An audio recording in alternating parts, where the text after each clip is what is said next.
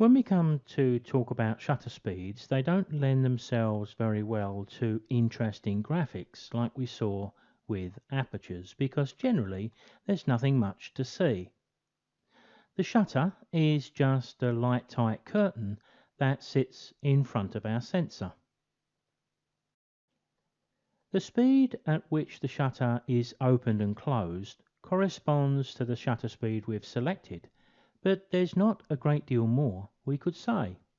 Here's a very brief opening of the shutter, and I would guess that was something like half a second, but who knows, but you can imagine what it would look like if it was a thousandth of a second or more. The operation of the shutter isn't quite as simple as I show here, but going into the technical details of how it works isn't going to help our knowledge of exposure at all. This is one of those topics to Google later if you're interested. So let's take a look at the shutter speeds in isolation, just as we did with the apertures, concentrating on the effect of the shutter speed on exposure only. I appreciate we've already looked at them in the video called Exposure Setting the Scene, but they are important and I think worth another look. I think it's fair to say that shutter speeds are a little more logical than our aperture values, and the range of shutter speeds I'm going to show here is pretty typical. We start with a shutter speed of 1 second, which is pretty slow, and then we can move up the scale to a half a second. If we stop for a moment and we think about what we're doing, we're speeding up the shutter. So there's less time for light to reach the sensor between the 1 second and the half a second.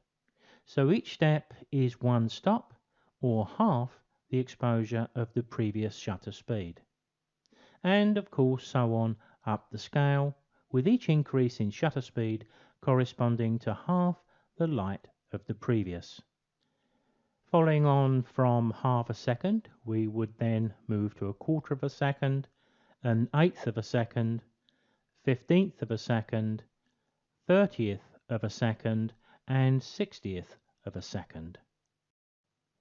Although I'm about to generalize quite a bit, it's also fair to say that the shutter speeds we're looking at here would be considered slow up to 60th of a second, but when we move past the 60th of a second to 125th, 250, 500 and 1000, then we tend to think of them as faster shutter speeds for obvious reason, because they are. A thousandth of a second shutter speed is pretty fast, but you're probably going to need all of that and sometimes more to freeze the movement of a bird in flight, as an example. In addition to the shutter speeds we can see here, we also have one called B or bulb. And when we select that from our camera's controls, the shutter remains open while the button is pressed.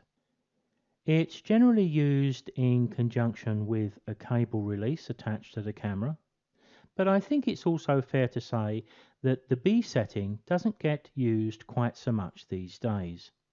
Many modern cameras offer shutter speeds down as slow as 8 seconds or even longer, so the B setting doesn't seem to get used quite as much as it used to. If we work back from a thousandth of a second and we move to 500ths of a second, of course now we're slowing the shutter speed. Therefore, there's more time for light to fall on the sensor, so this again is one stop of exposure, or we're in fact doubling the light falling on the sensor. So as we move down the shutter speeds from those we would consider fast, we're adding extra exposure to the images we're shooting. One stop of exposure, which is in fact doubling the light falling on the sensor.